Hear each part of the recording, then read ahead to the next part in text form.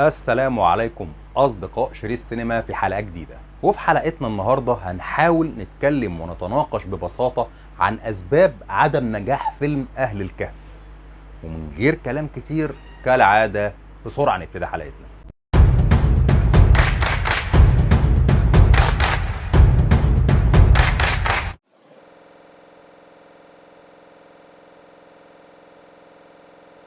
فيلم أهل الكهف من الأفلام اللي كنت منتظرها وقت الإعلان عنها من حوالي أكتر من سنتين، وقعدت منتظر كل خبر وكل تفصيلة بتنزل عنه بشغف. أولا لأني بحب الأفلام الروائية وخصوصا لما بتتنفذ صح، وثانيا لأن كل مقومات الفيلم كانت تجبرني إن أنا أحبه.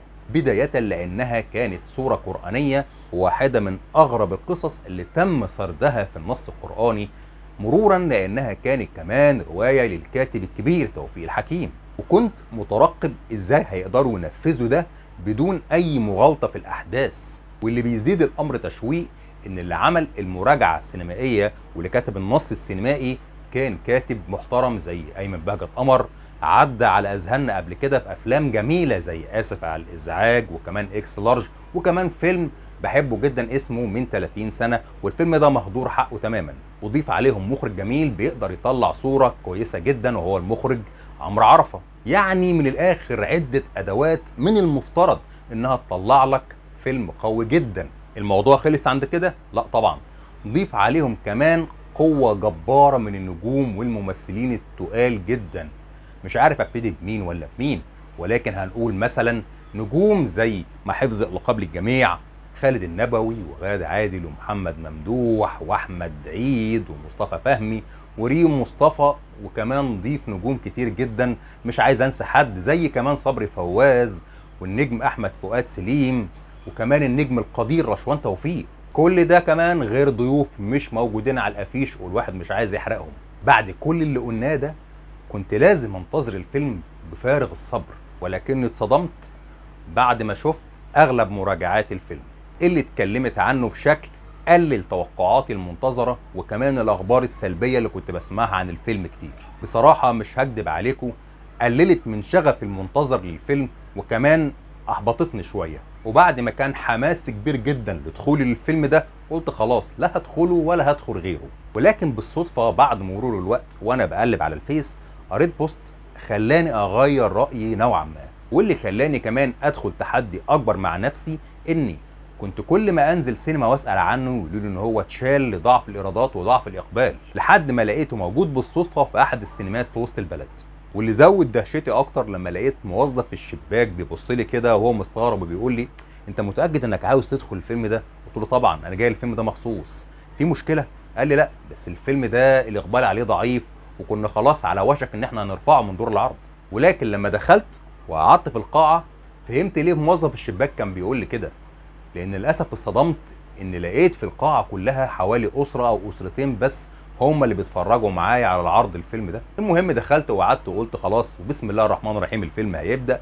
لقيتهم في الاول كاتبين تنويه على ان الفيلم مش ملتزم قوي بالنص القرآني علشان فيما بعد ما يتعرضوش لأي مشاكل. طبعا ده علشان يرفعوا عن نفسهم الحرج، ولو ان الفيلم في الاساس كان مكتوب ان هو مأخوذ عن رواية للكاتب توفيق الحكيم، فالفيلم من المفترض ان هو مش ملتزم قوي بالنص القرآني. وكمان كاتبين جزئية كده من تحت ان الفيلم تمت مراجعته من الشؤون الإسلامية التابعة للأزهر الشريف.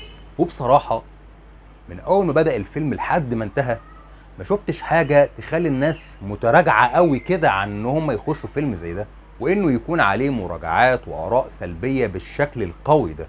جايز ما يكونش الفيلم طالع في افضل صورة ممكنة، وان يكون فيه بعض القصور في النص السينمائي، وبرضه مش هنكر ان الفيلم ممكن يكون فيه بعض المشاكل في الاخراج او في الاضاءة. ولكن هل في اليومين دول فيلم مكتمل؟ اظن ان افضل فيلم شفناه او اي فيلم حتى كان مأخوذ عن رواية ادبية او قصة تاريخية دايما هتلاقي فيه نقص في بعض الاشياء من حيث الاخراج او الملابس او الديكور او حتى النص السينمائي والسيناريو. انا شايف ان الفيلم ده كان محتاج فرصة اكبر واقوى ودعاية تكون بشكل افضل من كده علشان ياخد حقه الصراحة. ولكني انا عن نفسي بعد خروجي من الفيلم مش هقولك ان انا استمتعت وكان شيء مبهر وما حصلش، ولكني برضو خرجت مبسوط بالساعتين اللي شفتهم وقضيتهم في السينما مع الفيلم ده. سبيل من أعظم وأشجع الرجال اللي يملك قائد واحد منكم ممكن يغزو العالم. قد ايه انا بكره كلمة يا تنسيق. إلهاء الشعب بالمصارعة أحسن بكتير من تركيزهم مع سياسة جلالته. الإمبراطور لو عرف سرنا هيقتلنا. وهو في أسرار برضه بتدار على العروش. انت خايف الناس تكفر بعبادة الامبراطور نفسه. وبصراحة مش هقول ان انا خرجت وانا ندمان من الفيلم ده، لا بالعكس، بصراحة كان وقت ممتع واستمتعت بالفيلم ده، وكمان كان فيه بعض الاداءات القوية من نجوم زي محمد ممدوح وصبري فواز والنجم مصطفى فهمي، وكمان خالد النبوي ابذل جهد جبار في الفيلم ده. لكن انا مش عارف ليه الاراء السلبية كانت قوية بالذات على الفيلم ده. بصراحة مش هقدر اقول ان انا خرجت ندمان لدخول الفيلم ده، بالعكس انا عن نفسي استمتعت بالوقت اللي كنت موجود فيه، ولكني بصراحة اتضايقت لما لقيت الفيلم للأسف كان متزايد القائمة اللي كان موجود فيها، والإيرادات بتاعته كانت منخفضة جدا لدرجة خلت المنتج يسحبه من سينمات كتير. وكمان أنا شايف إن حاجة زي كده هتخلينا نتراجع إن إحنا نعمل أفلام ذات نص أدبي ونص روائي. إحنا كنا في احتياج ليهم، إحنا من فترات ومن سنين كتير فاتت كان عندنا قوة إن إحنا ننزل بأفلام ذات نص أدبي وروائي. عدت علينا في الستينات والسبعينات ولحد فترة كبيرة. بدأها تاني سنة 2006 فيلم زي عمارة يعقوبيان. يا ريت الموضوع ده يستمر، ويا ريت ندي فرص للأفلام اللي ذات نص روائي ونازلة عن كتب. الحاجات دي بتبقى ممتعة جدا، ويا ريت تاخد حقها وفرصتها. وبكده تكون خلصت حلقتنا، وارجو لو الحلقه عجبتكم يا ريت لو تشتركوا في القناه، ويا ريت كمان لو تشتركوا في صفحتنا على الفيسبوك، هتلاقوا اللينك بتاعها موجود اسفل خانه الوصف. وما تنسوش انكم تدعمونا بلايك وشير، ويا ريت كمان ما تنسوش انكم تفعلوا جرس التنبيهات علشان يوصلكم كل جديد باستمرار.